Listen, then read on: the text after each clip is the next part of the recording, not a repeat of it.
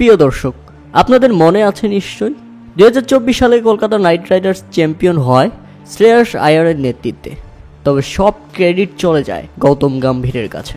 Kolkata night রাইডার্সের mentor হিসেবে ছিলেন তিনি, তবে সবচেয়ে বড় ভূমিকা কোচ হিসেবে ছিলেন চন্দ্রকান্ত পণ্ডিত। অথচ কলকাতা নাইট রাইডার্স চ্যাম্পিয়ন হওয়ার পর সব ক্রেডিট চলে যায় গৌতম গম্ভীরের কাছে। সবাই তাকে নিয়েই মেতেছিল।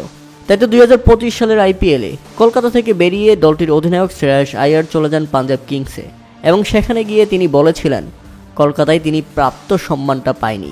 আর এবার এমনই কাণ্ড ঘটেছে কলকাতাকে আইপিএলের ট্রফি জেতানো কোচ চন্দ্রকান্ত পণ্ডিতের সঙ্গেও। তাই তো কলকাতা নাইট রাইডার্সের সঙ্গে সম্পর্ক ছিন্ন করল চন্দ্রকান্ত পণ্ডিত।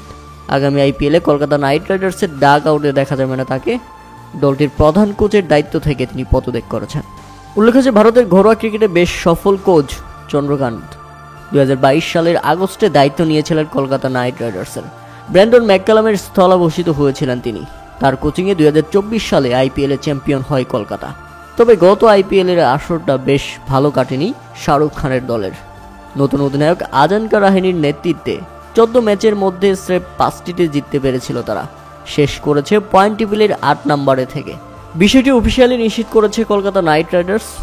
সামাজিক যোগাযোগ মাধ্যম এক্সে একটা পোস্টের মাধ্যমে কলকাতা নাইট রাইডার্স লিখেছেন, চন্দ্রকান্ত পণ্ডিত নতুন চ্যালেঞ্জ নেওয়ার জন্য সিদ্ধান্ত নিয়েছেন এবং কলকাতা নাইট রাইডার্সের প্রধান কোচ হিসেবে তিনি আর কাজ করবেন না। আমরা তার অমূল্য অবদানের জন্য কৃতজ্ঞ।